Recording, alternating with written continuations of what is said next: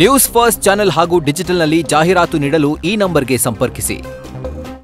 ಬಿಜೆಪಿಗೆ ರಾಜಕೀಯ ಮಾಡೋಕೆ ಬೇರೆ ವಿಚಾರಗಳೇ ಇಲ್ಲ, ಅದಕ್ಕೆ ಜಾತಿ ಧರ್ಮದ ಮೇಲೆ ರಾಜಕೀಯ ಮಾಡೋದು.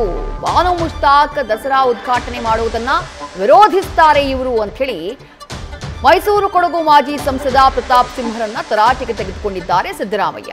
ಸ್ವಾತಂತ್ರ್ಯ ಬಂದು ಇಷ್ಟು ವರ್ಷವಾದರೂ ಹೀಗೆ ವರ್ತಿಸುತ್ತಿದ್ದಾರೆ. ಮಾಜಿ ಎಂಪಿಗೆ ಸಂವಿಧಾನ ಗೊತ್ತಿಲ್ಲ ಅಂದ್ರೆ ಏನ್ ಹೇಳಬೇಕು?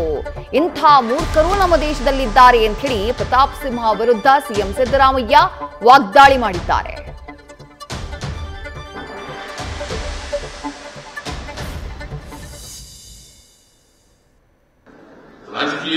ರಾಜಕೀಯ ಮಾಡಲಿಕ್ಕೆ ಬೇರೆ ವಸ್ತುವೇ ಇಲ್ಲ ಅಂತ ಅನಿಸುತ್ತೆ ಸಮಾಜದಲ್ಲಿ. ಜಾತಿ ಧರ್ಮದ ಮೇಲೆ ರಾಜಕೀಯ ಮಾಡೋದು, ಬಾನು ಮುಷ್ತಾಕ್ ಅವರು ಚಾಮುಂಡಿ ಬೆಟ್ಟದಲ್ಲಿ ಪೂಜೆ ಮಾಡಬಾರದು,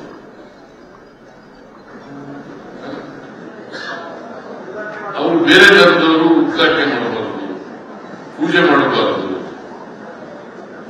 ಅರ್ಥನೇ ಆಗೋದಿಲ್ಲ. ನಾವು ಸೆಕ್ಯುಲರಿಸಂನಲ್ಲಿ ವಾಸ ಮಾಡ್ತೇವೆ, ಸೆಕ್ಯುಲರಿಸಂ ವ್ಯವಸ್ಥೆಯಲ್ಲಿ ವಾಸ ಮಾಡ್ತಕ್ಕಂಥ ಜನ ಸಂವಿಧಾನ ಬಹಳ ಸ್ಪಷ್ಟವಾಗಿ ಹೇಳ್ತದೆ, ಜಾತಿ ಧರ್ಮ ಇವೆಲ್ಲ ಬಿಟ್ಟಾಕ್ರಿ, ವರ್ಗ ವ್ಯವಸ್ಥೆಯನ್ನು ಬಿಟ್ಟಾಕ್ರಿ, ಸಮಾನತೆ ಇರಬೇಕು. ಬಾಬಾ ಸಾಹೇಬ್ ಅಂಬೇಡ್ಕರ್ ಅವರು ಸಮಾನತೆ, ಸ್ವಾತಂತ್ರ್ಯ, ಭ್ರಾತೃತ್ವ ಇವು ಕಲ್ತ್ಕೊಳ್ಳಿ ಅಂತ ಹೇಳ್ತಾರೆ. ಇಂಥ ಸ್ವಾತಂತ್ರ್ಯ ಬಂದು ಇಷ್ಟು ವರ್ಷಗಳಾದರೂ ಕೂಡ ಇನ್ನೂ ಕೂಡ ಪಠ್ಯಪುಸ್ತಕರು ಮತಾಂಧದ ರೀತಿ ವರ್ತಿಸ್ತಾ ಇದ್ದಾರಲ್ಲ, ಇದನ್ನ ಇಡೀ ಸಮಾಜ ಖಂಡಿಸಬೇಕು ಅಂತಕ್ಕಂಥ ಮಾತುಗಳನ್ನು ಹೇಳಲಿಕ್ಕೆ ಬಯಸ್ತಾ ಇದೆ. ಈ ಸಮಾಜ ಖಂಡಿಸಬೇಕು. ಒಬ್ಬ ಲೋಕಸಭಾ ಸದಸ್ಯ, ಮಾಜಿ ಲೋಕಸಭಾ ಸದಸ್ಯ ಸಂವಿಧಾನ ಗೊತ್ತಿಲ್ಲ ಅಂತಂದ್ರೆ ಏನಂತ ಹೇಳಬೇಕು ಅವರಿಗೆ?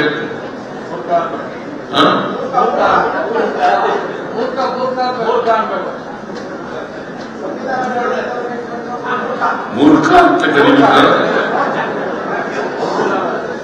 ನೋಡಿ. ಇಂತಹ ಮೂರ್ಖರು ನಮ್ಮ ದೇಶದಲ್ಲಿ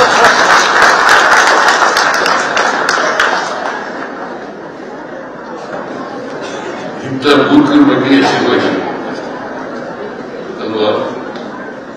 ರಾಜಕೀಯ ಮಾಡಕ್ಕೆ ಬೇರೆ ವಿಚಾರಗಳಿರ್ತವೆ, ಮಾಡ್ಲಿ, ಬೇಡ ಅಂತ ಹೇಳಲ್ಲ ನಾನು. ಯಾಕೆಂತಂದ್ರೆ ವಿರೋಧ ಪಕ್ಷಕ್ಕೂ ಕೂಡ ಮನ್ನಣೆ ಕೊಡಬೇಕು, ಭಿನ್ನಾಭಿಪ್ರಾಯಗಳಿಗೂ ಮನ್ನಣೆ ಕೊಡಬೇಕು. ಪ್ರಜಾಪ್ರಭುತ್ವ ಅಂದ್ರೆ ಅದೇನು ಜೀವಾಳ. ವಿರೋಧ ಪಕ್ಷ ರಾಜಕೀಯ ಆಡಳಿತ ಪಕ್ಷ ಇರ್ತಕ್ಕಂಥದ್ದೇ ಪ್ರಜಾಪ್ರಭುತ್ವದ ಜೀವಾಳ. ಚರ್ಚೆಯೇ ಪ್ರಜಾಪ್ರಭುತ್ವದ ಜೀವಾಳ. ಅದು ಚರ್ಚೆ ಆಗ್ಬೇಕಲ್ವ?